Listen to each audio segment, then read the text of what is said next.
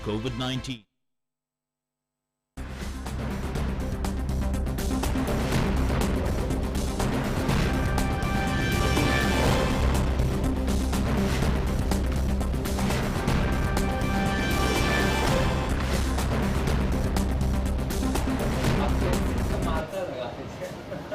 Good afternoon, welcome to Midday Prime. Over the next 1 hour, we bring you all the stories and updates from India and from around the world, and we update you about the happenings in the world of business and sports, and we'll get you some interesting stories that are making the headlines. But first up, the big news of this hour. Prime Minister Narendra Modi in his parliamentary constituency Varanasi today inaugurated and lays the foundation stone of various infrastructural and tourism development projects worth more than 1,500 crore rupees.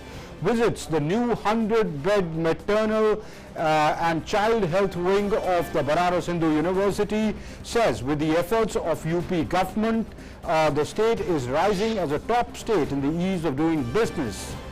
Skill India mission of the Government of India completes 6 years today. Prime Minister Modi addresses youth of the nation on this occasion, exhorts all stakeholders to continuously skill and reskill and upskill the youth of the country.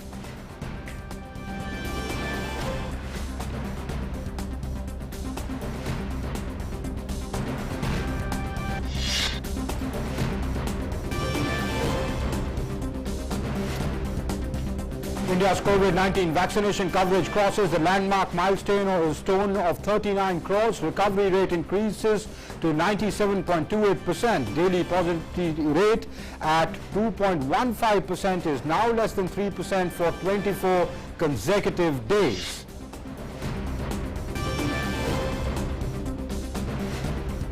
Gujarat resumes classes in colleges and 12th standard with 50% occupancy. Maharashtra too resumes the offline classes for classes 8 to 12th in non-COVID zones. And in international news, Afghan Taliban captures an important border point with Pakistan. The seized West Chaman crossing is a major trade route between southwest Afghanistan and Pakistan seaports. Taliban takeover forces Pakistan to seal a part of the border.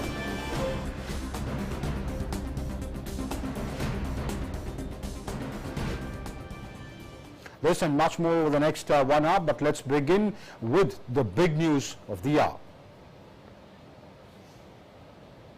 Well, the Prime Minister Narendra Modi, who is in his parliamentary constituency Varanasi today, inaugurated various public projects and works, including a 100-bed mother and child hospital wing in the Banaras Hindu University, a multi-level parking at Gadolia, RRO tourism development on River Ganga, and a 3-lane flyover bridge on the Varanasi-Ghazipur highway. Projects around 744 crores will be inaugurated. He also laid the foundation stones of several projects and public works worth around 839 crore rupees. These include the Center for Skill and Technical Support of the Central Institute of Petrochemicals Engineering and Technology, 143 rural projects under the Jal Jeevan Mission, and mango and vegetable integrated pack house in Kharkhanaf.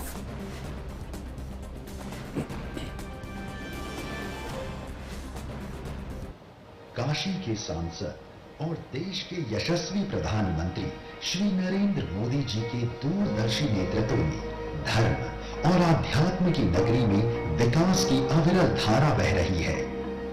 प्रधानमंत्री जी के संकल्प एवं अथक प्रयासों से 7 वर्षों में इन विकासोन्मुख परियोजनाओं ने काशी वासियों का जीवन बेहतर बनाया है। इस कड़ी में आज काशी को पूर्ण हो चुकी विभिन्न परियोजनाओं की सौगात मिल रही है। 210 करोड़ की लागत से पूर्ण परियोजनाओं में अंतरराष्ट्रीय convention centre Rudraksh, Godowlia multi level 2 wheeler parking एवं शहर के 4 प्रमुख पार्कों का सौंदर्यीकरण प्रमुख है। 193 करोड़ 37 लाख की लागत से पंचकोशी परिक्रमा मार्ग का सुदृढ़ीकरण, वाराणसी गाजीपुर रोड पर 3 लेन का ऊपरगामी सेतु का निर्माण एवं 18 ग्रामीण सड़कों के सुदृढ़ीकरण के साथ मरम्मत का कार्य भी पूर्ण कर लिया गया है। And after inaugurating the Prime Minister these projects, the Prime Minister said that he got the opportunity to inaugurate or lay the foundation stone of these projects worth more than 1,500 crore rupees for Kashi and the region. He stressed that the development in Kashi continues due to the blessings from Mahadev. The Prime Minister said the ancient city has proved that it neither takes a break nor gets tired. Kashi के विकास से जुड़े 1500 करोड़ रुपए से अधिक के project का शिलान्यास और लोकार्पण करने का अवसर मुझे मिला।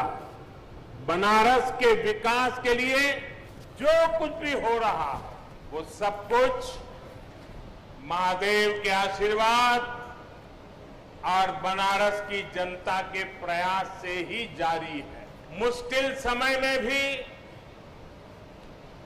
काशी ने दिखा दिया है कि वो रुकती नहीं है, वो थकती नहीं है।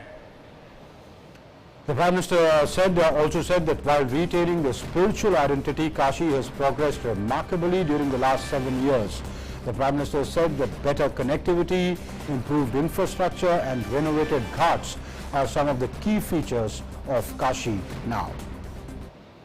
बीते 7 सालों में काशी अपनी मौलिक पहचान बनाए रखते हुए भी विकास के पथ पर तेजी से अग्रसर है। पूरे क्षेत्र में चाहे वो नेशनल हाईवे का काम हो, फ्लाईओवर हो या रेलवे ओवरब्रिज हो या चाहे तारों का जंजाल दूर करने के लिए पुरानी काशी में अंडरग्राउंड वायरिंग का सिस्टम हो, सभी में अभूतपूर्व कार्य हुआ है।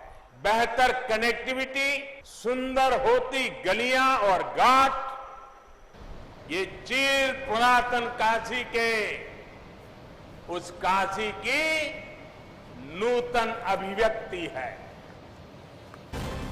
The Prime Minister hailed Uttar Pradesh government for its unprecedented efforts to control coronavirus, the spread of coronavirus in the state. He said that Uttar Pradesh has set an example in the fight against COVID-19 during the second wave. Second wave के दौरान UP ने जिस तरह corona संक्रमण को फैलने से रोका वो अभूतपूर्व है। वरना यूपी के लोगों ने वो दौर भी देखा है जब दिमागी बुखार, इंसेफ्लाइटिस जैसी बीमारियों का सामना करने में यहां कितनी मुश्किलें आती थी। ये तो 100 साल में पूरी दुनिया पर आई सबसे बड़ी आफत है, सबसे बड़ी महामारी है। इसलिए कोरोना से निपटने में उत्तर प्रदेश के प्रयास उल्लेखनीय है। The Prime Minister also said that free vaccines are being provided to each and everybody in the country. The Prime Minister said that the centre has recently announced a special package worth 23,000 crore rupees for health facilities. सबको vaccine, मुफ्त vaccine, इस अभियान के माध्यम से गरीब, मध्यम वर्ग, किसान, नौजवान सभी को सरकार द्वारा मुफ्त वैक्सीन लगाई जा रही है। हर जिले में बच्चों के लिए विशेष ऑक्सीजन और आईसीयू जैसी सुविधाएं निर्मित करने का जो बीड़ा यूपी सरकार ने उठाया है वो भी सराहनीय है। स्वास्थ्य सुविधाओं के निर्माण के लिए हाल में केंद्र सरकार ने 23,000 करोड़ रुपए का विशेष पैकेज घोषित किया है। इसका भी बहुत बड़ा लाभ यूपी को होने वाला है। The Prime Minister also said that 1 lakh crore rupees special fund for the modern agriculture infrastructure is a major step towards making the country's mandi system more modern. देश में आधुनिक कृषि इंफ्रास्ट्रक्चर के लिए जो 1 लाख करोड़ रुपए का विशेष फंड बनाया गया है, उसका लाभ अब हमारी कृषि मंडियों को भी मिलेगा। ये देश की कृषि मंडियों के तंत्र को आधुनिक और सुविधा संपन्न बनाने की तरफ एक बहुत बड़ा कदम है। सरकारी खरीद से जुड़े सिस्टम को बेहतर बनाना और किसानों को अधिक विकल्प देना, ये सरकार की प्राथमिकता है। इस बार धान और गेहूं की रिकॉर्ड सरकारी खरीद इसी का परिणाम है। Uttar Pradesh Chief Minister Yogi Adityanath said that Kashi has made a mark globally by touching a new height of development in the recent past. He said that Kashi has turned out to be a smart Kashi under the leadership of Prime Minister Narendra Modi. नई काशी जो अपनी आध्यात्मिक और सांस्कृतिक विरासत को संरक्षित करते हुए विकास की नित नई ऊंचाइयों को छू रहा है, वह नई काशी आज स्मार्ट काशी के रूप में प्रदेश, देश और दुनिया के लिए एक मॉडल बनी हुई है। प्रधानमंत्री जी के विजन, उनका निरंतर मार्गदर्शन, उनकी प्रेरणा आज काशी वासियों को, प्रदेशवासियों को और देशवासियों को एक नई ऊंचाइयों की ओर अग्रसर कर रहा है। Yogi Adityanath also said that during last 7 years, projects worth 10,300 crore rupees have been completed, while works on projects worth 10,284 crores are underway in Kashi. पिछले 7 वर्षों के दौरान काशी में 10,300 करोड़ रुपए की परियोजनाएं पूरी हुई हैं और लगभग 10,284 करोड़ रुपए की योजनाएं वर्तमान में गतिमान हैं।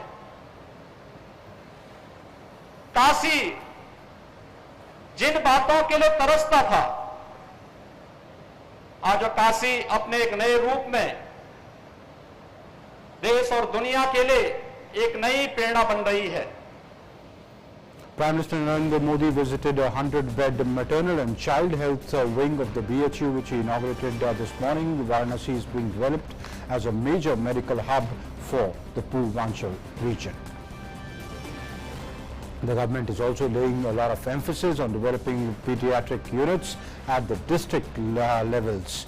The Prime Minister interacted with doctors at BHU who told him about the unique facilities there. The maternal and child health wing has been constructed at an estimated cost of 45 crore rupees. The 100 beds include 30 ICU, 30 HDU and 40 specialized mother care units.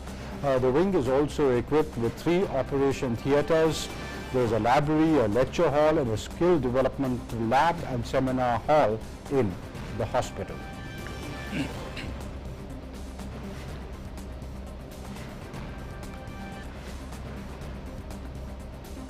And for more on that, I'm joined by my colleague Arun Sharma, who joins us from Varanasi. Arun, first let's talk about the hospital which the Prime Minister, the Mother and Child Care Unit of the BHU hospital, which the Prime Minister inaugurated and then or dedicated to the people of Kashi, and also then later visited it and inspected it, spoke to the doctors at length there. Give us a sense of how this wing of the BHU hospital will cater to the people of Kashi and to the wider region of Purvanchal, what facilities it has and how will it improve the health infrastructure there? Well, amidst the COVID pandemic time, this hospital will play a significant role, as far as a major healthcare infrastructure, because Sundarlal Hospital over here in Banaras Hindu University is a big center for secondary and tertiary healthcare services. Now, we know this fact that the various districts in Purvanchal that are primarily dependent on the hospitals of Varanasi, be it the super specialty hospital, the multi-speciality hospitals, and the government hospitals of Varanasi. Now, earlier, Amrit, you know this fact that people of Kashi, people of Uttar Pradesh used to go to Delhi, for treatment purposes or critical illnesses or tertiary treatment. But now, because of the healthcare infrastructure that has been created in the last 7 years, the people of Varanasi, the people of Kashi, and of course the people who are living in the vicinity of Kashi, they get affordable treatment and of course, the tertiary care treatment over here in Varanasi. When we talk about this mother and child wing at the Sundarlal Hospital, which Prime Minister Narendra Modi today inspected and of course inaugurated as well, the focus of this hospital is on boosting the neonatal and of course the pediatric department or the pediatric healthcare infrastructure in Varanasi. Second important aspect is that as far as the maternal mortality ratio and the infant mortality ratios are concerned, the government in the last 7 years has been focusing upon the fact, and various initiatives were started by the central government and at the state level as well, as to how can this mother mortality ratio and infant mortality ratio can be brought down. So this hospital infrastructure will ensure that the mother mortality ratio and infant mortality ratio do come down. And of course, the important aspect is that amidst the COVID pandemic time, when most of the experts are of the view that, if in case there is a peak once again, the children below the age of 18 years that can be on a risk. So in that context, this hospital bedding facility with having all the modern equipment and installing all the modern healthcare facilities will play a crucial and significant role, in the fight against COVID as well. So yes, it's a big gift for the people of Kashi as far as the healthcare infrastructure is concerned. Amrit? Apart from this particular wing, the MCU wing of or unit of the BHU, he also dedicated more increased 50 beds to the district hospital. He spoke about the general push to infrastructure, the health infrastructure in the state, when he referred Arun about to the number of medical colleges increasing 4 times, Kashi becoming the medical hub for the people of Purvanchal, or referring to how fast-tracked the 550 oxygen production centers in Uttar Pradesh, and he also lauded the UP government led by Yogi Adityanath in the way they sort of fought COVID-19 during the second wave. So talk more about the boost or the fillip given to medical infrastructure, especially in the state of Uttar Pradesh. All right. So, Amit, we know this fact that during the COVID time, Prime Minister Narendra Modi was constantly monitoring the situation all across the country. And when we talk about Uttar Pradesh, the population size of Uttar Pradesh is equal to some of the developed countries of the world. I mean, a state with a population size of more than 23 crore rupees, it matters to manage the COVID-19 situation in such a big state. It does take, there are a lot of challenges in that aspect as well. But Uttar Pradesh did well as far as fight against COVID-19 is concerned. Now, we know this fact, Amrit, that when we talk about this mother and child healthcare wing in the Sundarlal Hospital in BHU, the PM Cares Fund. Now, we know this fact that under the PM Cares Fund, the ventilators have been installed, a portable ventilators, the latest ventilators are being installed all across the country in tier 2 cities and of course in tier 3 cities as well. So in the mother and child wing of the Varanasi or the mother and child wing of the BHU University, this mother and child wing has the latest ventilators which are portable and of course there are state-of-the-art technology, and this has been funded under the PM Cares Fund. Number one. Number two, when we talk about the various hospitals of Varanasi, most of the hospitals, they have upgraded their infrastructure and they are having the oxygen plant in their premises as well. Because we know this fact, Amrit, that during the COVID pandemic time, Prime Minister Narendra Modi emphasized on the fact that more than 1,000 PSA oxygen plants will be created all across the country, so that there is no situation whereby there will be oxygen crisis. So in a similar way, in the MCH unit also there is an oxygen facility or the oxygen plant, and more hospitals are being upgraded in a manner that they are connected with the oxygen manufacturing plant, so that there is no crisis as far as oxygen is concerned. And of course, we know this fact that at the central level also, we have seen that how till 2014, from 2014 primarily, the number of AIIMS-like institutions have been increased in our country. We estimate how the MBBS seats have been increased in the last 7 years. So on one side, government is ensuring that how can more and more medical professionals can be brought in, how can the MBBS seats can be increased, so how can human resource in medical or healthcare sector can be increased. So on the other side, the Prime Minister Narendra Modi-led government is also focusing upon the fact that how can healthcare infrastructure, the primary healthcare infrastructure, secondary and tertiary healthcare infrastructure can be created not only in big cities like Delhi, Mumbai and Bengaluru, but also in tier 2 cities, tier 3 cities as well, so that people don't have to move to big cities for the treatment, but the affordable and accessible healthcare services can be provided to the people in tier 2, tier 3 cities as well. So this is, this primarily is a boon for the healthcare sector, specifically in Uttar Pradesh and of course for the people of Kashi as well. Amrit? Absolutely. Arun, request you to stay on. We'll come back to you. And now moving on to our national prime segment. Well, the Army has granted permanent commission to 147 additional women officers. All women officers granted permanent commission would undergo special training courses and challenging military assignments to empower them for higher leadership roles in the Indian Army. A batch of 33 women officers has already successfully completed the mid-level tactical orientation course from the Army War College Mau recently. Further, all women officers who were considered in the special number 5 selection board and not granted permanent commission will now be eligible for pension, subject to serving for another minimum of 20 years in service. Some women officers who have already served for 20 years have been released with pension, while others will be allowed to continue to serve till 20 years and will be released with pension.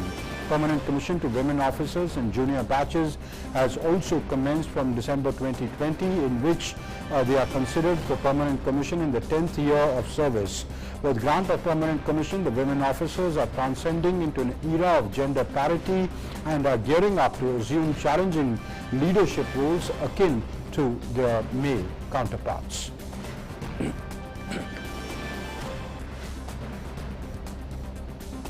And for more on that, I'm joined by my colleague Nandita Dagar, who joins us for more on that story. Nandita, the grant of the permanent commission to additional officers of women officers of the Indian Army, what does it mean for gender parity in the force, and what does it mean for the change of the very outlook of the Indian Army?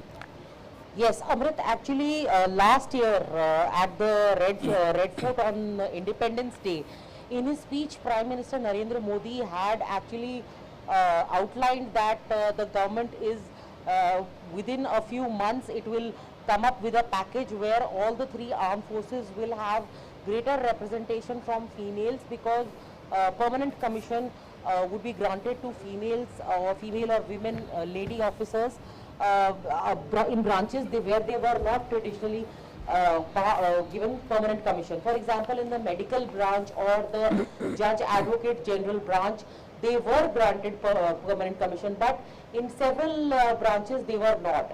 And it was after this that the government prepared a blueprint for that. And of course, the Supreme Court also had its gave its verdict last year in February.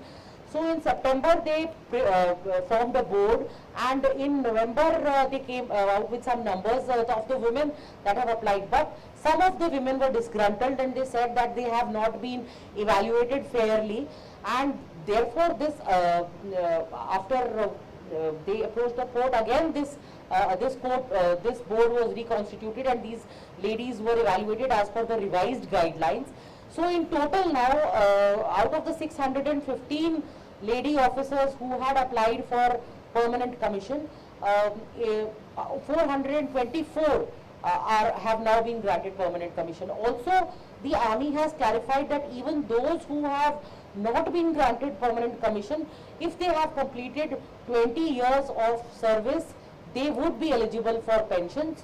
And some of these ladies, a batch of 23 lady officers, have already completed their orientation, etc., and other training at the Army War College in Mau. Nandita, clarify this, I don't understand. For those lady officers who did not get a permanent commission earlier, you saying that some of them have completed 20 years of service without getting permanent commission. How is that possible? There were women in several branches like Army Medical Corps, Judge Advocate General, Education Corps. These ladies have completed 20 years, and when they suppose they take voluntary retirement, they will obviously be eligible for this pension, which is in any case granted to male officers. Okay.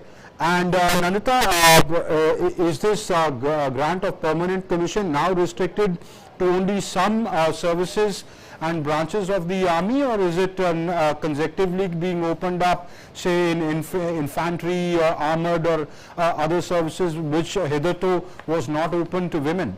Yes, that's a good question, but as of now, this has been opened up only in the arms which are not exactly combat arms. So combat support arms are the places where these lady officers will be able to get permanent commission. In places places which actually require the fields which require women to be deployed in operations in, say, the LOC or the LAC, places like that, it is still they would not be they are not being considered for permanent commission. No, you're saying for deployment at the borders or sensitive positions, but even in those arms they are not getting permanent commission as of now, right? No, the army is not deploying them, because that is a separate issue. Combat is a separate issue. In a combat role is a separate issue than being granted permanent commission. So these women are combat is something that is that is not really being adjudicated in the courts as of now. Also, the government also has not taken a view on that. The Ministry of Defence also has not come out with a view on that. Whereas in this, the Ministry of Defence has prepared a timeline also, and in Navy, women have started, will be very soon have started serving on warships. They are observers or maritime observers in P-8I aircrafts. So there, in some arms, such as the Navy and Air Force, women are already in combat role. We know that several women have qualified to become pilots on board fighter jets.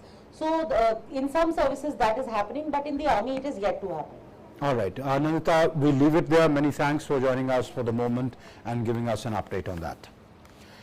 And the Chief of Defence Staff, General Bipin Rawat, reached Jammu yesterday and reviewed the situation post twin drone attacks on the Indian Air Force base at Satwadi in Jammu in the wee hours of 27th of last month. General Rawat met top commanders and reviewed the situation and steps being taken to thwart drone strikes in future.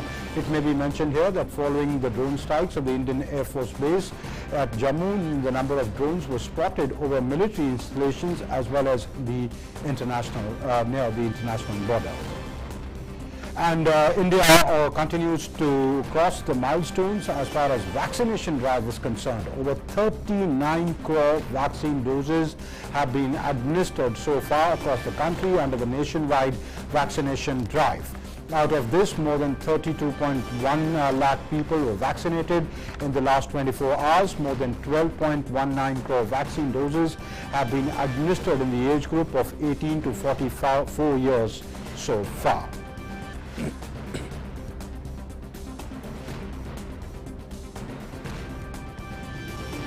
In Kerala, more than 5 persons today tested positive for the Zika virus. All 5 are reported to be from Thiruvananthapuram district. Also, 16 people today recovered from the disease as their clinical test results turned negative. So far, a total of 28 people have tested positive for the Zika virus across the state. The Vaishno Devi Shrine Board has made it mandatory for pilgrims, all pilgrims, to carry a negative COVID-19 report. Devotees planning to undertake the pilgrimage at Vaishno Devi Shrine are advised to carry along a valid and verifiable negative RT-PCR report 48 hours prior from a recognized testing facility for entry into the Union Territory of Jammu and Kashmir. And let's now take a look at what's making news across the globe.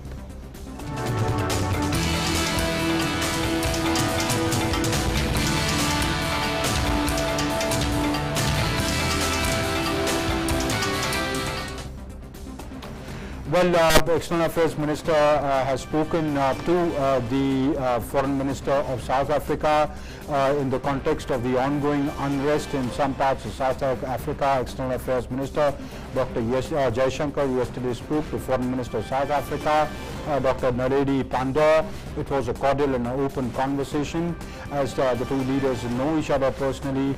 According to sources, Secretary of the Ministry of External Affairs, Sanjay Bhattacharya, also met the High Commissioner of South Africa to India. The South African side assured the Indians that their government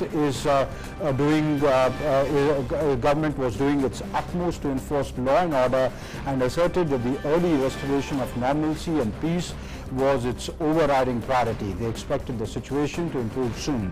Regarding the reports of arson and looting against Indians and Indian origin South Africans, the South African side conveyed that opportunistic elements were taking advantage of the situation to engage in looting and violence, as had been highlighted by President Ramaphosa in his address to the nation on the 12th of July. They emphasized that the ongoing events were criminal in nature and not politically or racially motivated. And in Uzbekistan's capital Tashkent, will be hosting the SCO Conference, Central and South Asia Regional Interconnectedness Challenges and Opportunities. The conference is slated to happen today and continue tomorrow. External Affairs Minister has reached Uzbekistan for that. The themes include security and connectivity. ये सम्मेलन Uzbekistan में हो रहा है, Tashkent में। Uzbekistan की सरकार एक ऐसा सम्मेलन करवा रही है काफ़ी दिनों के बाद, जिसमें वो मध्य एशिया और दक्षिण एशिया, इनके बीच में कैसे कनेक्टिविटी, क्या संबंध रहेंगे, और इस कनेक्टिविटी से जुड़े हुए क्या प्रश्न हैं, जैसे कि क्या सांस्कृतिक इतिहास रहा है, संस्कृति और इतिहास में हम कैसे एक दूसरे से संबंधित रहे हैं, जुड़े रहे हैं, आज की समस्याएं क्या हैं, रीजनल थ्रेट्स क्या हैं, चैलेंजेस क्या हैं, इसके बारे में ये सम्मेलन है और कई देशों के प्रतिनिधि यहाँ पे आ रहे हैं। बहुत खुशी की बात है कि भारत से हमारे माननीय विदेश मंत्री डॉक्टर जयशंकर हमारा प्रतिनिधित्व करेंगे। Representatives of Russia, Iran, Pakistan, China and the United States and the European Union are expected to participate in the meet. India has been seeking alternate land and sea routes to connect with the landlocked Afghanistan, especially since tense ties with Pakistan have resulted in no direct overland route to Afghanistan. Indian Ambassador to Uzbekistan, Manish Prabhat, stressed on the importance of the conference and what are India's expectations from the high-level visit. India central Asia dialogue, जो कि विदेश मंत्रियों के स्तर पर होता है, उसके इस डायलॉग के 2 एडिशंस हो चुके हैं अभी तक। इस प्लेटफॉर्म के जरिए भी जो पांचों मध्य एशिया के जो 5 देश हैं, भारत और अफगानिस्तान, सभी के विदेश मंत्री एक साथ मिलकर बैठते हैं और कनेक्टिविटी के विषय पे इस प्लेटफॉर्म पे भी बात हुई है। तो हम चाहते हैं कि एक ऐसा हमारे पास ओवरलैंड कनेक्टिविटी बने, सरफेस कनेक्टिविटी, जिसके चलते हमारा व्यापार बढ़े, और खासकर चाबहार का जो बंदरगाह है ईरान में, जिसको विकसित करने के लिए भारत ने बहुत कुछ किया है। हम चाहते हैं कि चाबहार के बंदरगाह के जरिए हमारा ये कनेक्टिविटी का सिलसिला बने मध्य एशिया के देशों से, और इससे हमारा व्यापार बढ़ेगा। Moving on to some other international news, in a worrisome development, the Taliban fighters are reported to have taken control of one of the main border crossings with Pakistan, replacing the Afghan government's flag with their own. Taliban spokesperson Zabilullah Mujahid has said in a statement that the fighters have captured an important border town called Wesh. This is perhaps the most strategic objective they have captured so far in a rapid advance across the country as US forces pull out. The crossing south of Afghanistan's main southern city of Kandahar is the landlocked country's second busiest entry point and the main link between its vast southwest and Pakistani ports. The Afghan government data shows it's used by 900 trucks every day. And according to a data released on Wednesday, showed a record number of Americans had died of drug overdoses in the last year as pandemic lockdowns made getting treatment difficult and dealers laced more drugs with a powerful synthetic opioid. U.S. deaths from drug overdoses leapt nearly 30% to more than 93,000 in 2020, which is the highest ever recorded, while overdose deaths were already increasing in the months preceding to the COVID-19 outbreak. The latest data shows a stark acceleration during the pandemic. Moreover, during the stay-at-home orders, addicts were unable to attend support group meetings in person or visit their therapists for live one-on-one sessions, hence contributing to the drug overdose deaths. And now news from Cuba. Cuban authorities restored internet access on Wednesday following 3 days of interruptions after unprecedented protests erupted over the weekend. However, access to social media and messaging apps such as Facebook, WhatsApp and Twitter remained blocked on 3G and 4G. One person has died and more than 100 were arrested, including independent journalists and opposition activists. Since the anti-government protests broke out in the communist-ruled island over the worst economic crisis in decades. An immense, swiftly spreading wildfire raged through drought-parched timber and brush in south-central Oregon on the ninth day, or for a ninth successive day on Wednesday, threatening nearly 2,000 homes and displacing hundreds of residents. By morning, the bootleg fire had blackened more than 212,000 acres and destroyed 21 homes, with firefighters managing to carve containment lines around just 5% of the perimeter. The fire now ranks as the largest of at least 10 major active wildfires burning this week in the Pacific Northwest. The bootleg erupted on July 6th and has spread mostly unchecked in and around Fremont, Venema National Forest, south of Portland. Coming in midst of a record-shattering temperatures across the west, the bootleg fire has been stoked by hot, dry, windy weather and vegetation desiccated by prolonged drought, a combination that has accelerated the spread of the flames.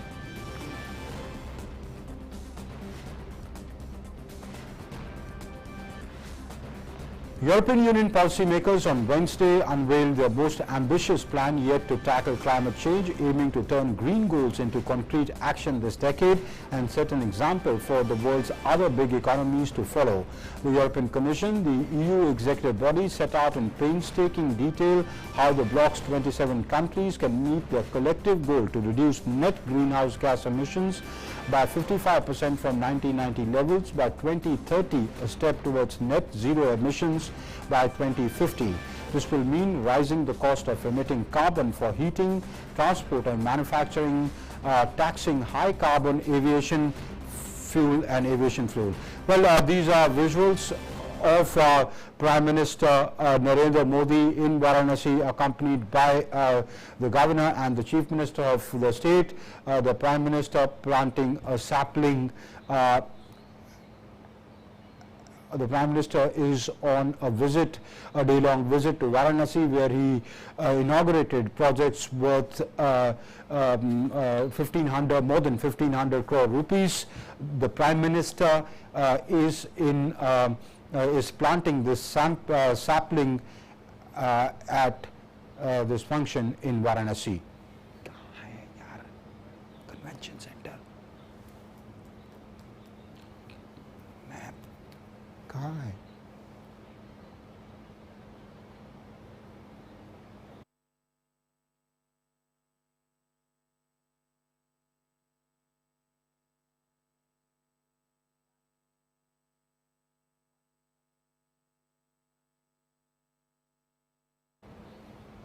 All right, so the Prime Minister planting a sapling at the Rudraksh International Convention Center. This center, which is being dedicated today, is built with Japanese collaboration. It's a Shiva Lingam shaped convention center which has been built along with the Japanese.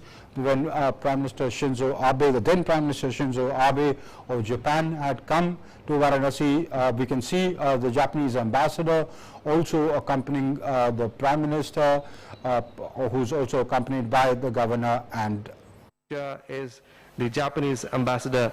So the Prime Minister slowly walking towards, and there's a beautiful picture here, Prime Minister accompanied by the Japanese ambassador, His Excellency Suzuki, the Indian tricolor and the Japanese flag. What a moment, Ramendra. जिस तरीके की जो परिस्थितियां दिख रही हैं, Japan हमारा पुराना सहयोगी रहा है, लेकिन रिश्तों को जिस तरीके से प्रधानमंत्री नरेंद्र मोदी जी ने जोड़ा है, जापान के रिश्ते हमारे लिए सामरिक रूप से भी, सांस्कृतिक रूप से भी और तकनीकी रूप से भी बहुत महत्वपूर्ण है। जिस तरीके से जापान से इस जो देखिए रिबन काटने जा रहे हैं, ये शुभारंभ, ये अभिनंदन भी है और प्रधानमंत्री जी भी शायद उतने ही प्रसन्न होंगे। समय से किसी चीज को पूरा करना, किसी संस्थान को समय से समर्पित करना बड़ी बात है।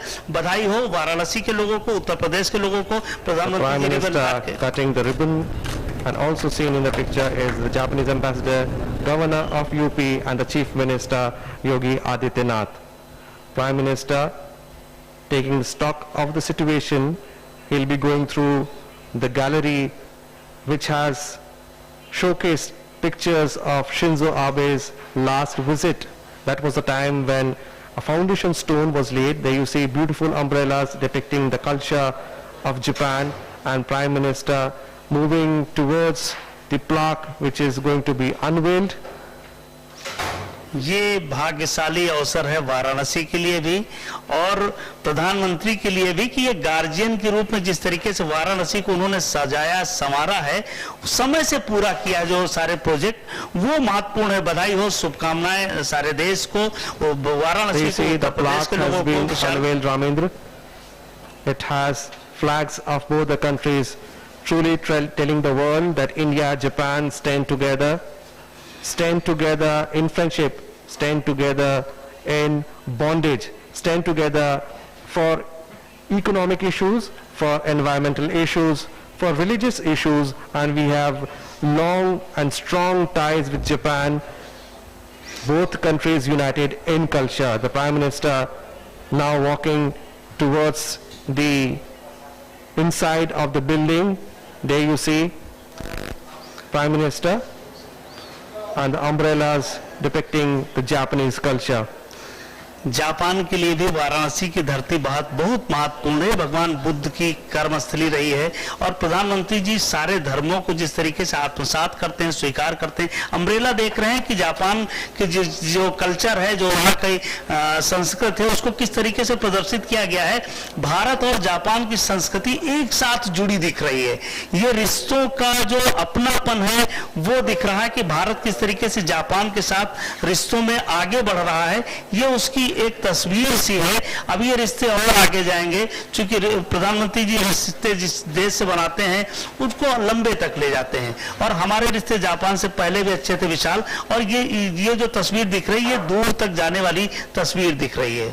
Well, absolutely, because your body language says it all, and the Prime Minister very calm and composed, and also definitely very much pleased to see this historic building built with cooperation of Japan, and Prime Minister asking Chief Minister Yogi Adityanath to also come along. There you see Prime Minister. विशाल, ये वो gallery है जहां साहित्य और संस्कृति का प्रदर्शन किया जाना है, जिससे गुजर रहे हैं प्रधानमंत्री जी। और ये साहित्य वाराणसी का, आसपास की उत्तर प्रदेश का जो साहित्य है वो यहाँ प्रदर्शित किया जाएगा गैलरी में, कि कोई भी आए तो वाराणसी को समझ सके, उत्तर प्रदेश को समझ सके, उनकी लोक कथा, लोक गाथाओं को समझ सके। इस तरीके से ये सजाया गया। अभी पिछली फोटोज लगाई गई जो शिंजो आबे साहब के साथ प्रधानमंत्री जी थे, कई फोटोज ऐसी लगाई गई जो अभी रिश्तों को प्रदर्शित करती हैं कि जापान के साथ हमारे कितने मधुर रिश्ते हैं और भविष्य में ये रिश्ते और प्रगाढ़ होंगे। विशाल। Well, surely and definitely, and this is the auditorium that we have been talking about with a capacity of 1200 people. This auditorium is equipped with the best of modern technique and facility available anywhere in the world, and that is why this is going to be a unique auditorium, because it is also there you see Prime Minister taking on the stage. A warm welcome by all those who have arrived here in advance to listen, and there you see with both hands they are welcoming the Prime Minister. बिल्कुल ये सुखद अवसर है विशाल, और प्रबुद्ध सम्मेलन के साथ संवाद यहाँ होगा, क्योंकि उत्तर वाराणसी प्रबुद्ध लोगों की धरती मानी जाती है, शिक्षा की, संस्कृति की, साहित्य की धरती मानी जाती है, और इसका शुभारंभ भी यहीं से होगा। ये भी एक बड़ी शुभ संकेत है कि इसका काम यहाँ शुरू होगा। हम वापस चलते हैं विशाल स्टूडियो की तरफ, क्योंकि प्रधानमंत्री जी यहाँ से संबोधित करेंगे प्रबुद्ध सम्मेलन को। उत्तर प्रदेश के माननीय मुख्यमंत्री श्री योगी आदित्यनाथ जी, भारत में जापान के राजदूत सुजुकी सातोशी और माननीय सांसद राधा मोहन सिंह जी का, हमारे लिए ये भी बहुत हर्ष की बात है कि आज के इस खास मौके पर जापानीज एम्बेसी और जापान इंटरनेशनल कोऑपरेशन एजेंसी के प्रतिनिधि भी हमारे बीच हैं, और हम उन सबका भी स्वागत करते हैं।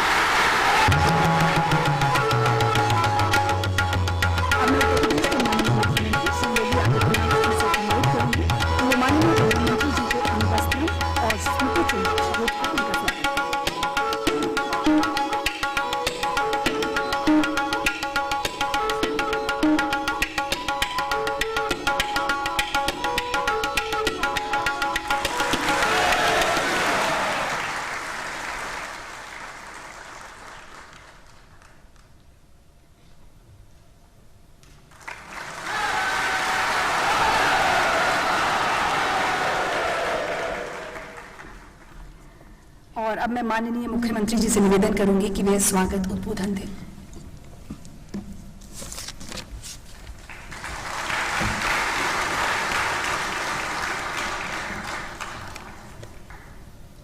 आदरणीय प्रधानमंत्री जी, प्रदेश की माननीय राज्यपाल श्रीमती आनंदीबेन पटेल जी, जापान के माननीय राजदूत श्री सतोशी सुजुकी जी, माननीय सांसद और पूर्व केंद्रीय मंत्री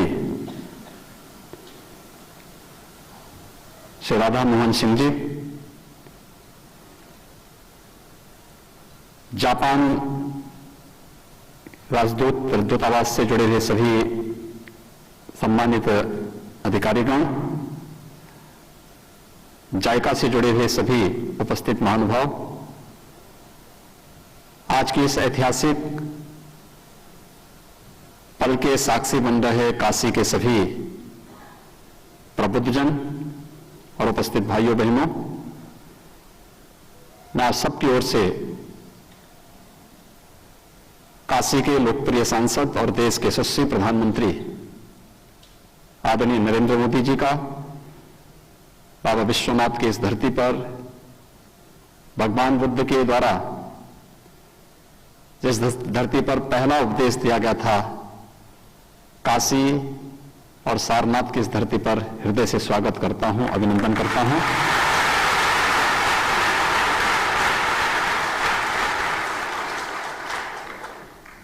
आज का दिन हम उत्तर प्रदेश वासियों के लिए और खास तौर पर काशी वासियों के लिए अत्यंत महत्वपूर्ण दिन है। हम सब जानते हैं कि 14 जुलाई 2018 में आदरणीय प्रधानमंत्री जी के करकमलों से जापान के सहयोग से इस अंतर्राष्ट्रीय कन्वेंशन सेंटर रुद्राक्ष के शिलान्यास और भूमि पूजन का कार्यक्रम संपन्न हुआ था। काशी धर्म, अध्यात्म, साहित्य, कला और संगीत कि पौराणिक और ऐतिहासिक पृष्ठभूमि से जुड़ा हुआ देश का एक बहुत महत्वपूर्ण केंद्र रहा है। यहां के विद्वानों, कलाकारों, साहित्यकारों के लिए कोई ऐसा मंच है जहां से एक साथ इतने बड़े पैमाने पर वे अपनी कला को देश और दुनिया के सामने प्रस्तुत कर सकें। दशकों से इसकी मांग थी। आज अंतर्राष्ट्रीय मानक के इस केंद्र का उद्घाटन आदरणीय प्रधानमंत्री जी के ही कर कमलों से काशी में संपन्न होने जा रहा है। यह हम सबके लिए अत्यंत ही आह्लादकारी अवसर है। मैं इस अवसर पर आदरणीय प्रधानमंत्री जी का हृदय से आभार व्यक्त करते हुए अभिनंदन करता हूं।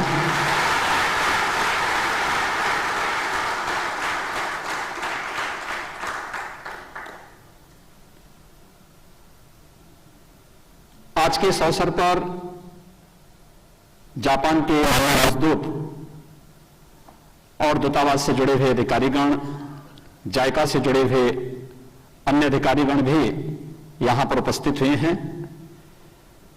लगभग 1200 क्षमता का यह अंतर्राष्ट्रीय कन्वेंशन सेंटर 3 वर्ष के दौरान बनकर के तैयार हुआ है।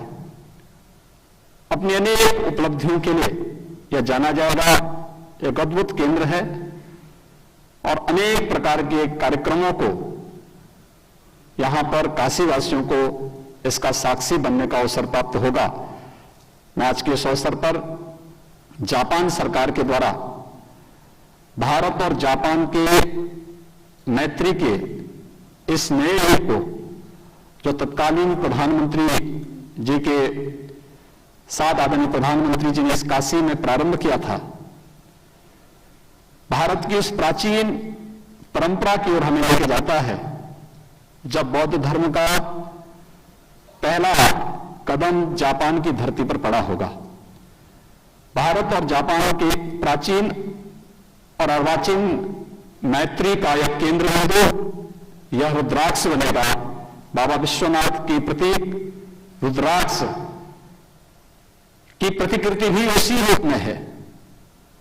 अपनी अद्भुत आर्किटेक्ट के लिए केंद्र जाना जाएगा, अपनी वास्तु के लिए जाना जाएगा और अनेक प्रकार की कला और साहित्य की गतिविधियों का केंद्र बना रहेगा। इस विश्वास के साथ जापान सरकार का भी आभार व्यक्त करते हुए मैं आदरणीय प्रधानमंत्री जी का, जापान के माननीय राजदूत और उनके साथ आए हुए सभी दूतावास के अधिकारियों का हृदय से अभिनंदन करता हूं। धन्यवाद। जय Hind.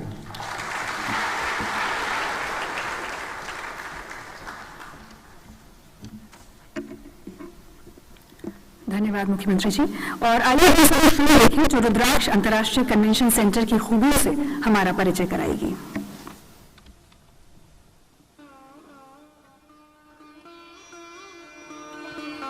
With strong civilizational links between the people of the two nations, India and Japan share a common heritage of Buddhism and commitment to democracy.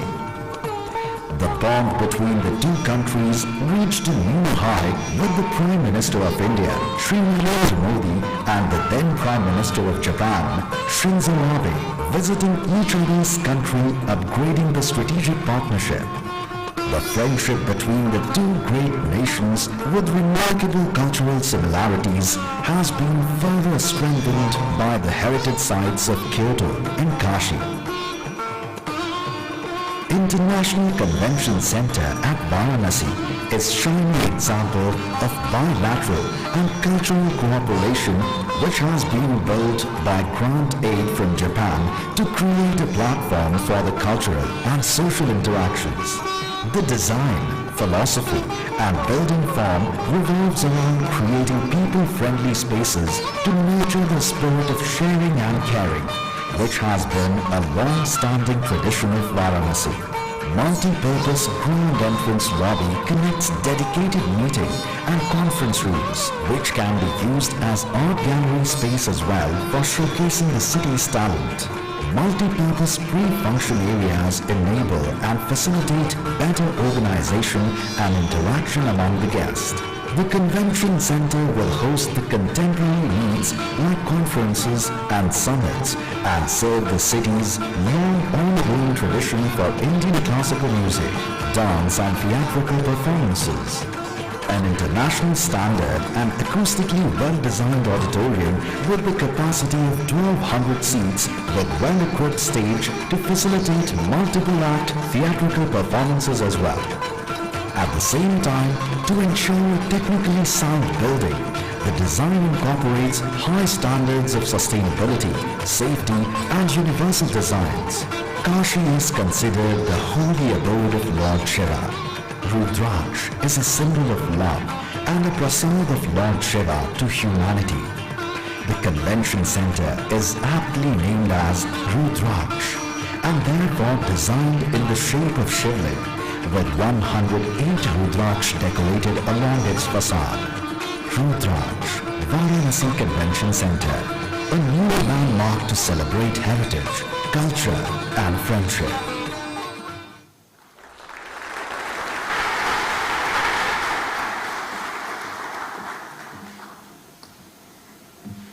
रुद्राक्ष अंतर्राष्ट्रीय कन्वेंशन सेंटर भारत जापान की वर्षों से चली आ रही मैत्री का प्रतीक है और जापान के सहयोग से ही इसका निर्माण कार्य पूरा हुआ है। तो इसके लोकार्पण के मौके पर जापान के माननीय प्रधानमंत्री योशिहिडे सुगा ने हमारे लिए एक संदेश भेजा है।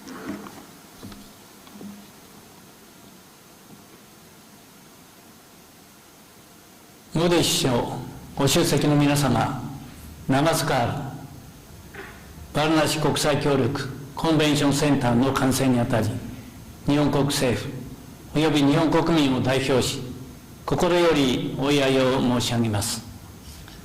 バルナシ市はインドの長い歴史と豊かな文化の中心都市です。日本との関係も深く、モディ首相も訪れた日本の古都京都市と文化学術交流が続けられています。バナーラスヒンドゥー大学と京都大学の大学間交流はその一例です。こうした特別な地位を占める都市に我が国の無償資金協力によって日印友好の証として国際協力コンベンションセンターが建設されたことを大変嬉しく思います。細部にわたり高い完成度を誇るこのセンターは日本企業が設計施工を手掛け我が国の技術力を示す存在です。モディ首相自らが英知の象徴となるよう願いを込めて菩提樹の実と名付けられました。このセンターが国際会議や文化芸術行事などの開催を通じ緊密な日印協力の舞台として用いられ日印友好の新たなシンボルとなることを期待します。我が国とインドは自由民主法の支配といった基本的価値と戦略的利益を共有し長い交流の歴史の中で非常に友好な関係を維持してきました。新型コロナの感染拡大により現在は相互往来が困難になっていますが日印で手を携えてこの危機を乗り越え特別戦略的グローバルパートナーシップのもとグリーン、デジタル、サイバー、保険連携性強化などの協力をはじめ日印関係のさらなる発展に取り組んでいく決意です。そして適切な機会にインドを訪問しモディ首相と共に日印関係をより一層盛り上げていきたいと思います。このセンターの完成を機に両国の友好関係がますます進化することを心より記念し私の挨拶とさせていただきます。ダンニャワード。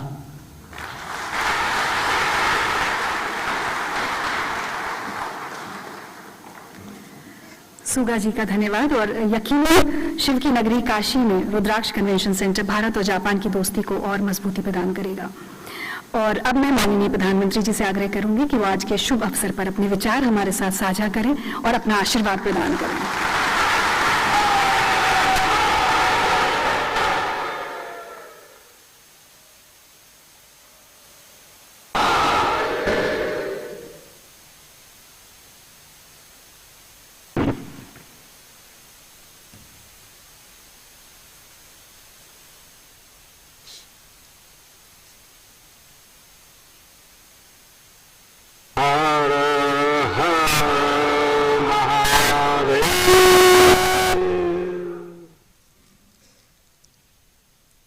कार्यक्रम में मेरे साथ उपस्थित उत्तर प्रदेश के राज्यपाल श्रीमती आनंदीबेन पटेल,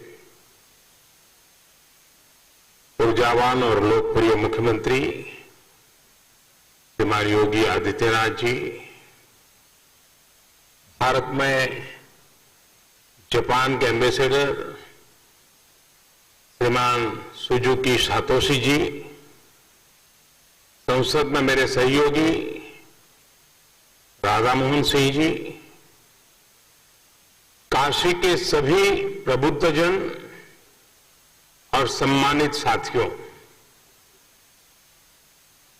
अभी अपने पिछले कार्यक्रम में मैंने काशीवासियों से कहा था कि इस बार काफी लंबे समय बाद आपके बीच आने का सौभाग्य मिला, लेकिन बनारस का मिजाज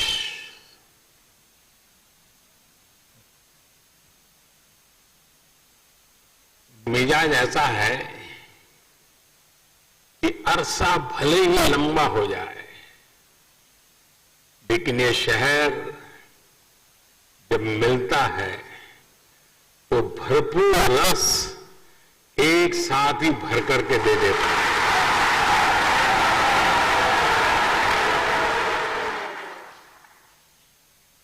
अब आप देखिए, भले दिन ज्यादा हो गए हो, लेकिन जब काशी ने बुलाया तो बनारस वासियों ने एक साथ इतने विकास कामों की झड़ी लगा दी। एक तरह से आज महादेव के आशीर्वाद से काशीवासियों ने विकास की गंगा बहा दी है। आज ही सैकड़ों करोड़ की अनेक योजनाओं का लोकार्पण और शिलान्यास हुआ, और अब ये रुद्राक्ष कन्वेंशन सेंटर, काशी का प्राचीन वैभव अपने आधुनिक स्वरूप, यानी एक प्रकार से आधुनिक स्वरूप में अस्तित्व में आ रहा है। काशी के बारे में तो कहते ही हैं कि बाबा की ये नगरी कभी थमती नहीं, कभी थकती नहीं, कभी रुकती नहीं। विकास की इस नई ऊंचाई ने काशी के स्वभाव को एक बार फिर सिद्ध कर दिया है। कोरोना काल में जब दुनिया ठहर सी गई, तब काशी संयमित तो हुई, अनुशासित भी हुई, लेकिन सृजन और विकास की धारा अविरल बहती रही।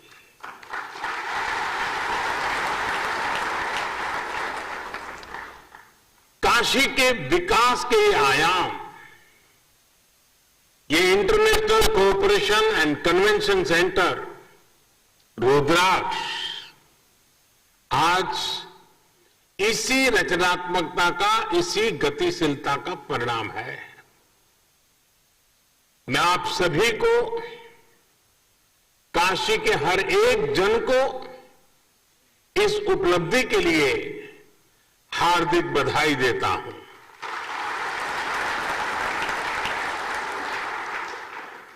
विशेष रूप से मैं भारत के परम मित्र जापान को, जापान के लोगों को prime minister Shri Suga Yoshihide को और एम्बेसडर श्री सुजुकी सातोशी जी को बहुत बहुत धन्यवाद देता हूं।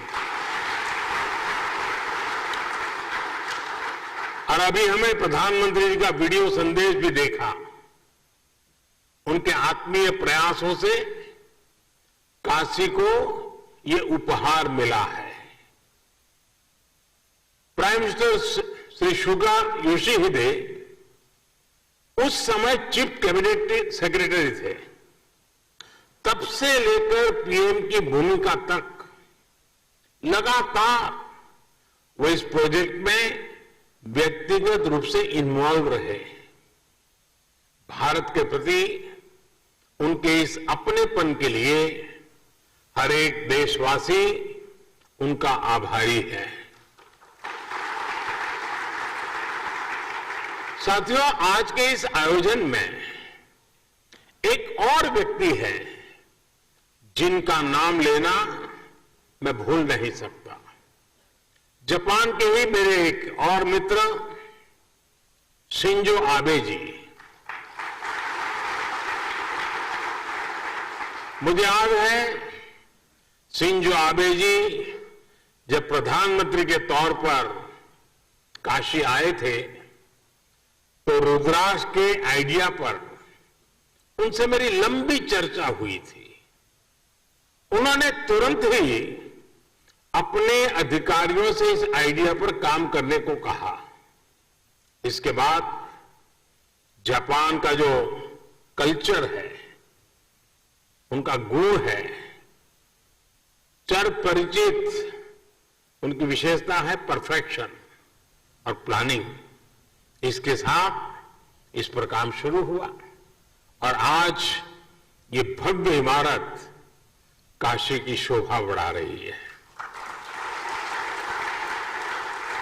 इस इमारत में आधुनिकता की चमक भी है और सांस्कृतिक आभा भी है। इसमें भारत जापान रिश्तों का कनेक्ट भी है और भविष्य के लिए अनेकों संभावनाओं का स्कोप भी है।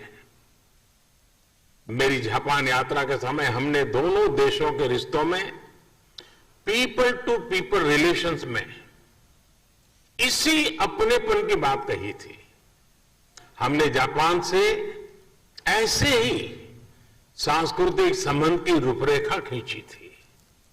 मुझे खुशी है कि आज दोनों देशों के प्रयासों से विकास के साथ साथ रिश्तों में मिठास का नया अध्याय लिखा जा रहा है।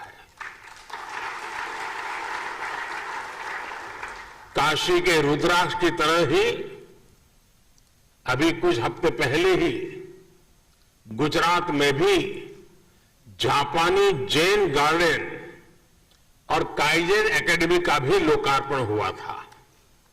जैसे ही रुद्राक्ष जापान की ओर से भारत को दी गई प्रेम की माला की तरह है, वैसे ही जैन गार्डन भी दोनों देशों के आपसी प्रेम की सुगंध फैला रहा है।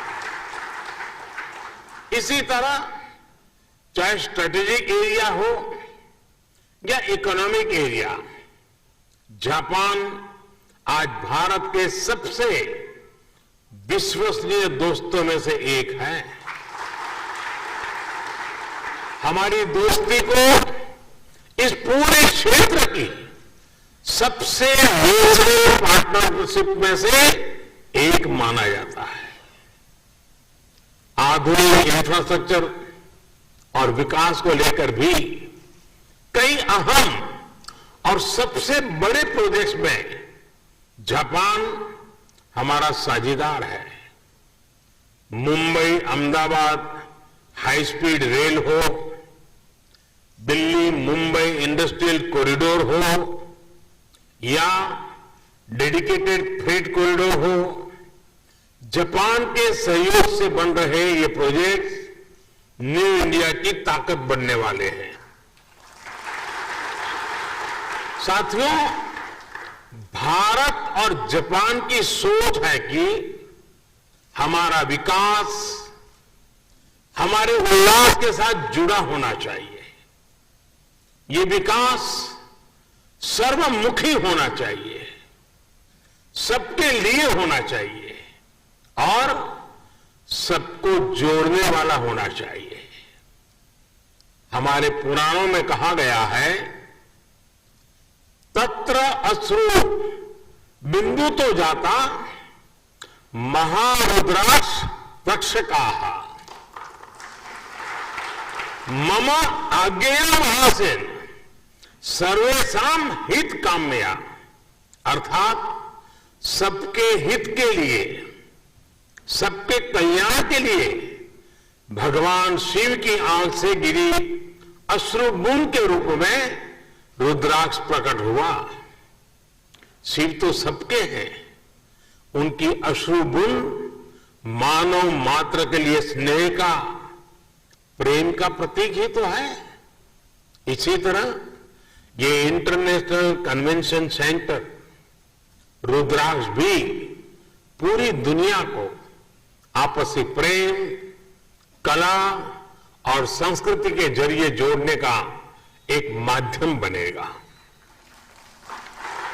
और काशी का तो बात ही क्या, काशी तो वैसे भी दुनिया का सबसे प्राचीन जीवन शहर है।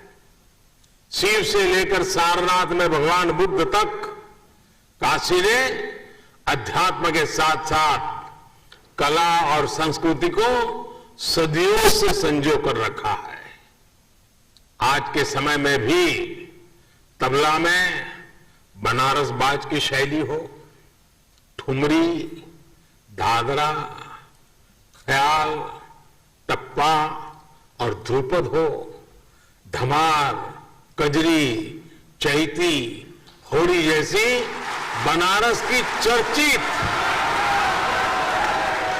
और विख्यात गायन शैलियां हो, सारंगी और पखावज हो या शहनाई हो, मेरे बनारस के तो रोम रोम से गीत, संगीत और कला झरती है। यहां गंगा के घाटों पर कितनी ही कलाएं विकसित हुई हैं, ज्ञान शिखर तक पहुंचा है और मानवता से जुड़े कितने गंभीर चिंतन इस मिट्टी में हुए हैं।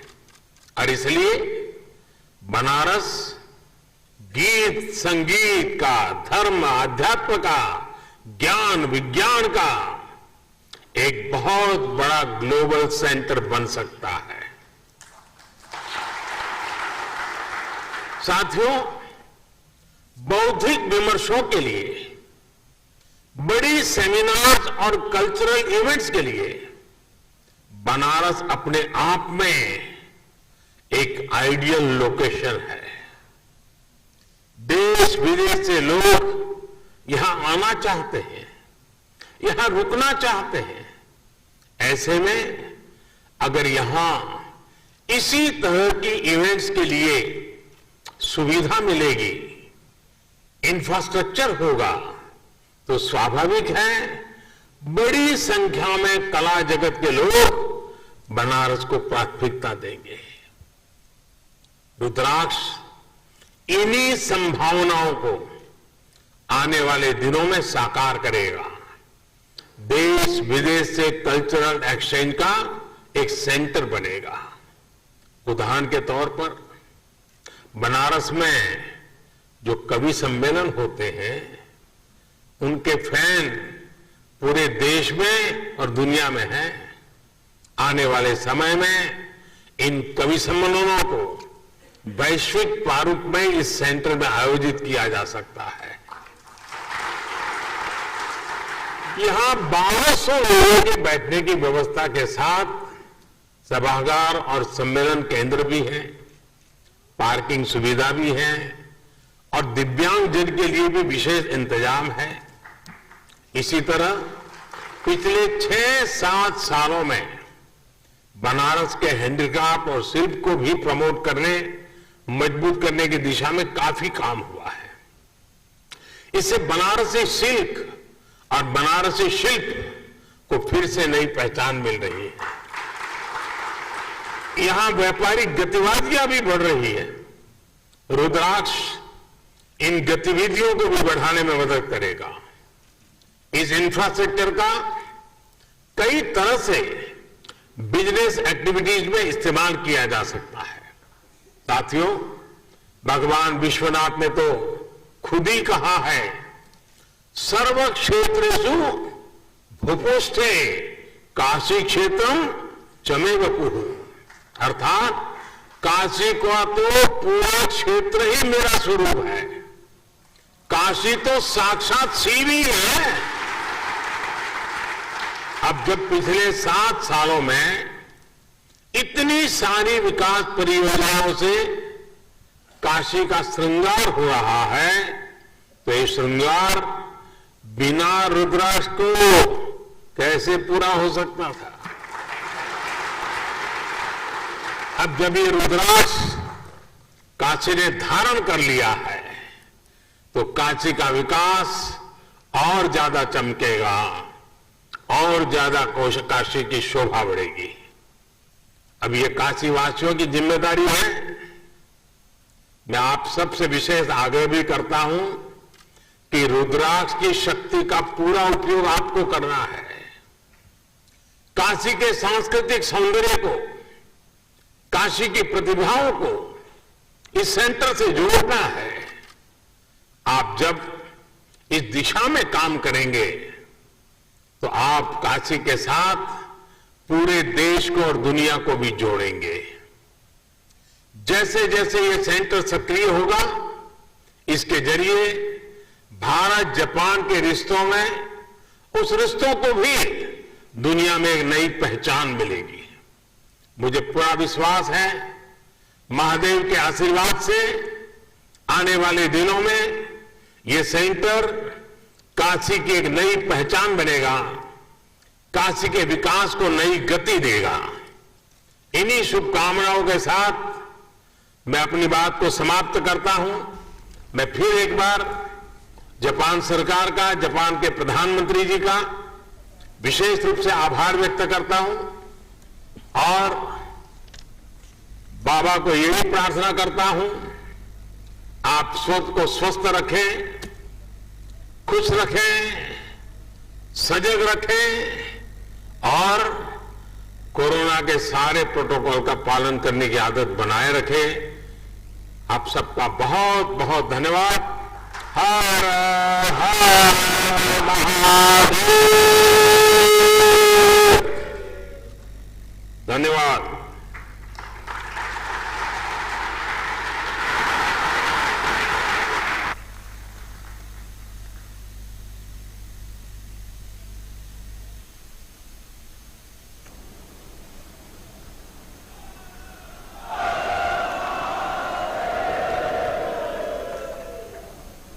आप इस सीधा प्रसारण देख रहे हैं वाराणसी से, जहां प्रधानमंत्री नरेंद्र मोदी ने आज सुबह रुद्राक्ष इंटरनेशनल कन्वेंशन सेंटर का लोकार्पण किया और अभी रुद्राक्ष में आयोजित इस इवेंट में।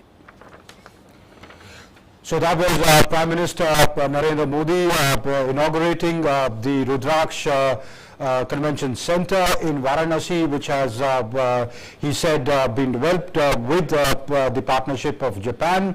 When the then Prime Minister of Japan, Shinzo Abe, had visited Varanasi, this idea had germinated. Prime Minister had a long conversation with then Prime Minister Shinzo Abe, and today, as he dedicated this convention center, the Rudraksh Convention Center, which is built, the shape of which is like Rudraksh, the Prime Minister said that this is an important, could become an important center for the cultural beauty of Banaras, which could be showcased to the world. He said this is an important center, both in terms of is a perfect example of the mix of ancient and modern culture. He said a new chapter with this between the relationship between India and Japan is established through yet another project. There are many important strategic projects that are going on with Japan, be it the high-speed train project or the other developmental projects. He said the Rudraksh Center could prove to be a new paradigm for Kashi's Varanasi's development. He said that people from different parts of the world come to Kashi. They want to come to Kashi to explore its culture, its rich tradition of literature, of its culture, of its music, and he said this center for art and learning could prove to be a milestone in promoting art and culture.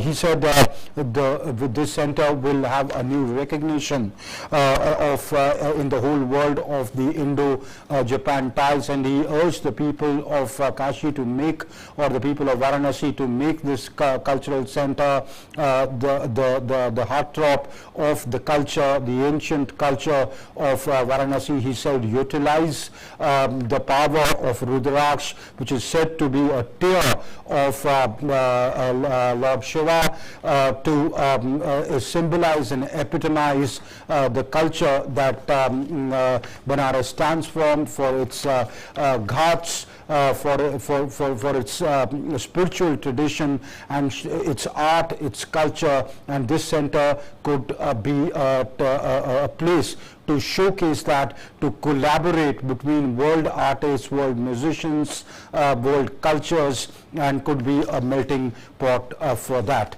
This is what the Prime Minister said while inaugurating and dedicating this center, this convention center to the world today. The Japanese Ambassador to India was also present, and the Japanese Prime Minister's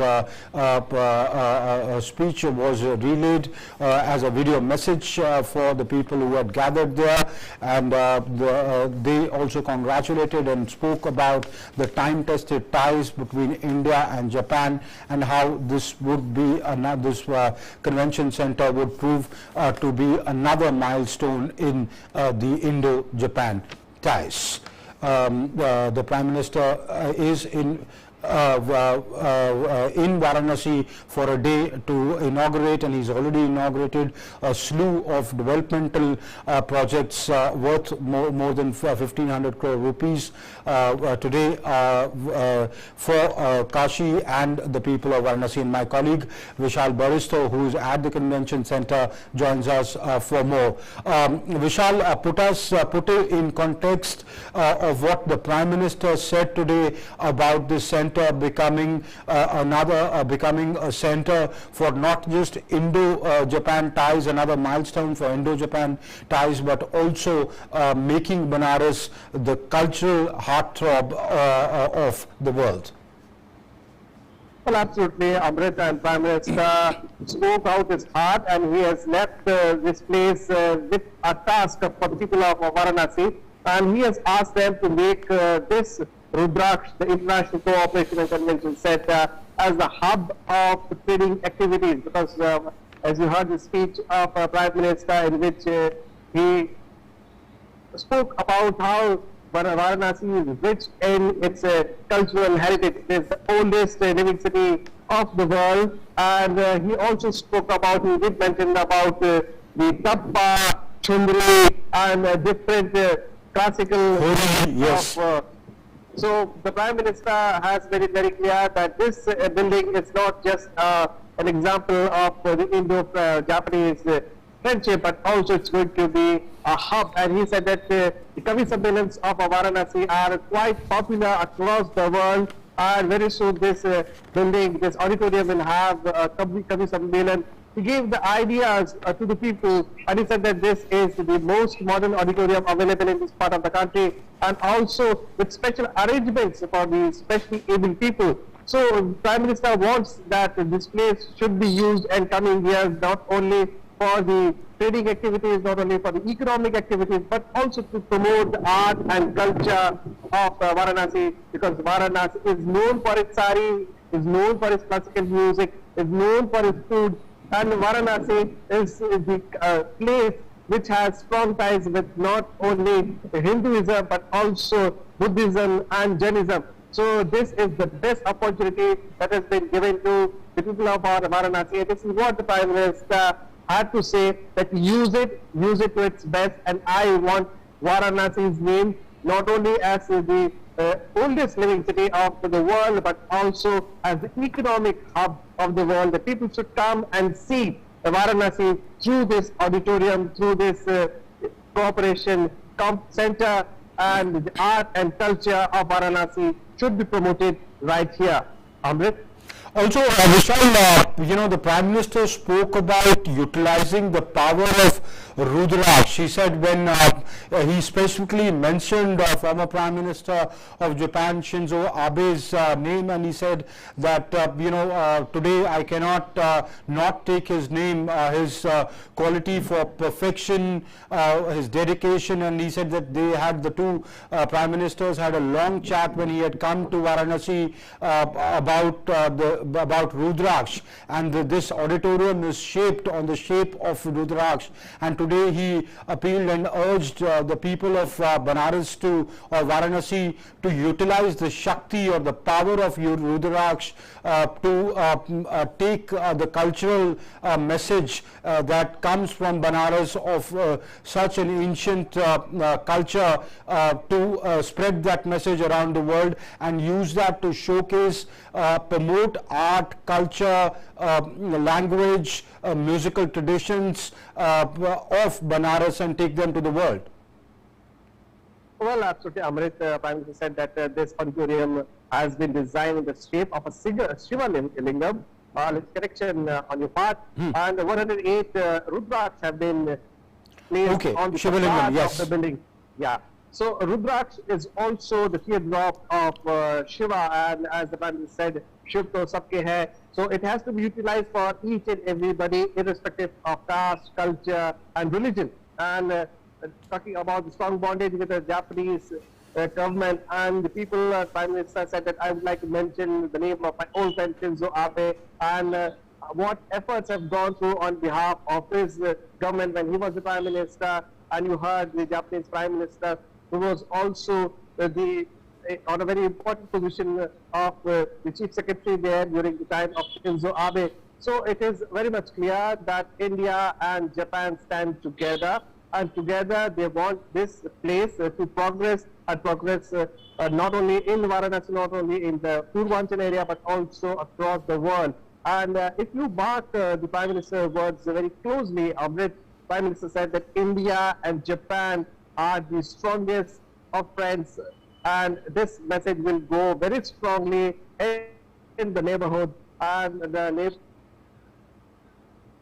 that the most developed country across the world, Japan, is standing unitedly with India, and it is ready to help India in every sphere of life. And that is what the Prime Minister had to say, because he had a message for the world as well, that Varanasi has arrived on the world map, not only as the oldest living city of the world, but also now as the fast developing and as a trading hub for the world. Amrit?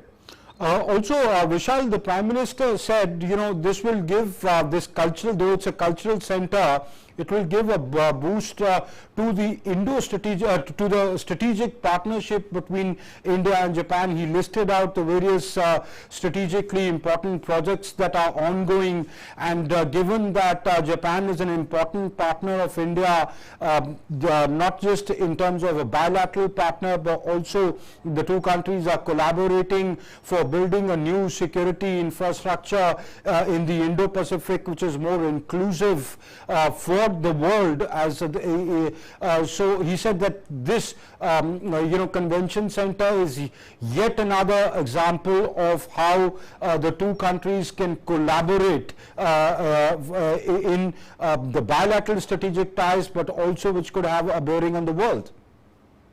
Absolutely, and the Prime Minister made it very clear. In fact, he makes no words when he said that Japan is one of the strongest partners of India. And it is not only about Kyoto and Kashi, the two sister cities that Japan and India are focusing upon. It is also about the Japan and India partnership, because Prime Minister may use this opportunity to tell the world that, in fact, not only in Varanasi, but also in Gujarat, the way Japanese gardens have come up, the Japanese technology is being used in the development of a country like India. It is a testimony to the world that India and Japan stand unitedly, not only as trading partners, not only as bilateral partners in economic activities, but also for the military cooperation also and diplomatic cooperation also. And Japan is a very, very strong country, and we all know that how Japan after the Second World War has risen from the debris, and now it is one of the most developed and powerful economies of the world. Amrit? Also, we shall talk more about the architecture of this convention center. In fact, a model was presented to the Prime Minister by the UP Chief Minister while welcoming him before the inauguration of this cultural center. Talk more about the architecture and the state of art facilities that will be available at this convention center. Now, Amrit, as we've been discussing since morning, that this is not only building built with cooperation of Japanese government, it is the building which will be utilized as a hub of trading activities in future, hub of not only trading activities but art and culture.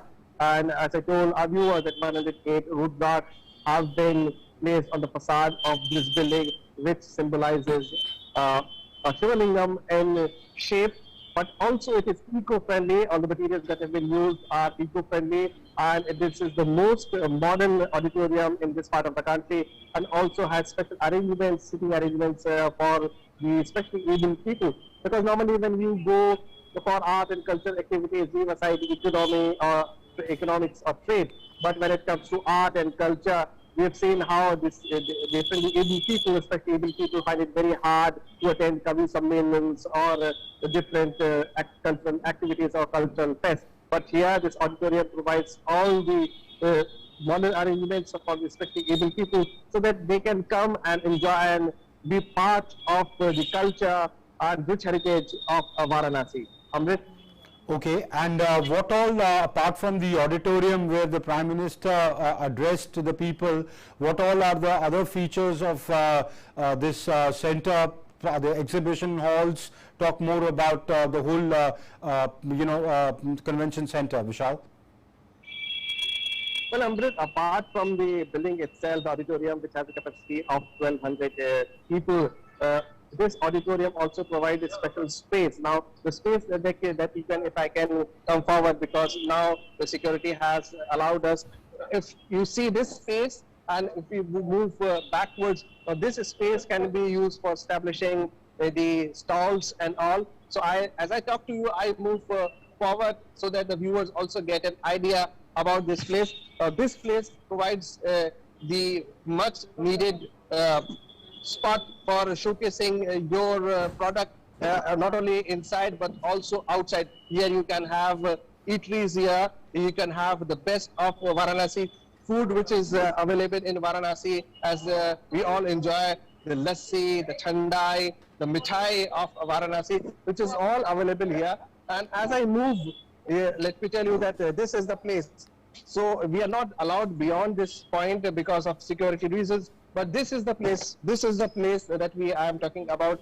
This all can be utilized, and this all will be utilized in future for promoting the art, culture, rich heritage, and also food of Varanasi. So this is the place which was much required in Varanasi, and this is a place which would be used to the best by the people of Varanasi. And this is what the Prime Minister had to tell the people of Varanasi, that I provided you, Japan has given its best. Now it is your task, now this is your job to promote Varanasi to its best.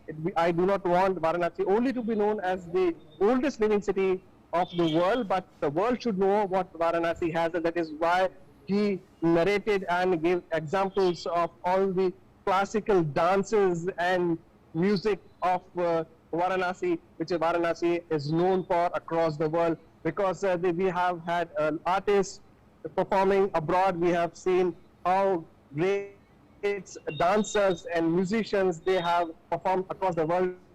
We know Bismillah, Ustad Bismillah Khan for his Shehnai, and that is what the Prime Minister had to say, and this is what the people of Varanasi need to do, that they have to promote and use this place. But at the same time, the Prime Minister also said, and I was listening very carefully, Amrit, and Prime Minister did say that we have to do everything following the COVID protocol, and Prime Minister made it very clear, because as and when he was walking around, he was moving with a mask, and so was followed by the Chief Minister, the Governor of the state, making it very clear that Corona is very much here. It has not gone, despite of the largest vaccine drive we are having in the world. We need to follow the norms of COVID. Amrit? Right, Vishal, many thanks for joining us and giving us that update. So, Vishal, okay, my producer tells me that I can have you for some more time. I understand that, as you were saying, that this center would be used for exhibitions. There have been beautiful murals which have been set up depicting Varanasi's art. There are exhibition centers. There's a 120 car parking there. Vishal, this is a building which is spread over a large area. If you could again talk about the features of this building.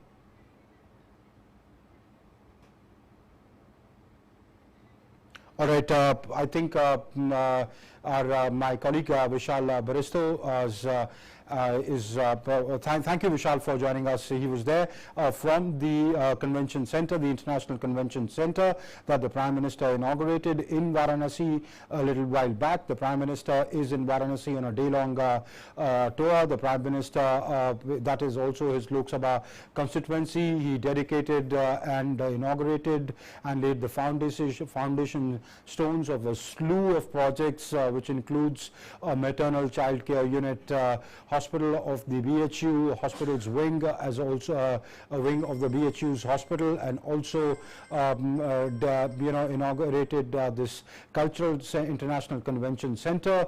Also, the Prime Minister inaugurated other slew of developmental projects like the rural reconstruction of the rural link roads, the 50 beds of the district hospital, the greening of the parks of Kashi, the polytechnics, ITIs, a model school, a packaging center for mango and vegetables, other important projects, developmental projects, primarily road connectivity projects, the 3-lane flyover over the Ghazipur-Varanasi highway.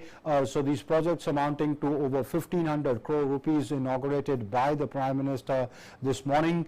Two of these projects the Prime Minister visited, one the hospital at BHU and the other the convention center, where the Prime Minister spoke about the developmental needs of Varanasi and how he wishes to make Kashi or Varanasi a hub of culture, of art, of development, of modernity, a cleaner Varanasi, and also a medical hub where people, not just the people of Varanasi, but also from all of Purvanchal, can come for the treatment. Earlier they had to travel to faraway places like Lucknow or Delhi to receive specialized medical attention, but now by developing of the medical infrastructure that can happen in Kashi, and that, he said, was the vision of his government, improving the health infrastructure, especially in tier 2, tier 3 cities and rural India. Also the surface transport and connectivity infrastructure, the rural infrastructure, the agricultural infrastructure, and the urban and civic amenities, the education infrastructure of India, especially of Kashi, which is his constituency. So that's what the Prime Minister inaugurated a little while back, sometime back in Varanasi. He's on a one-day trip to his Lok Sabha constituency in Varanasi. Well, that's it in Midday Prime. Thanks for watching. Namaskar.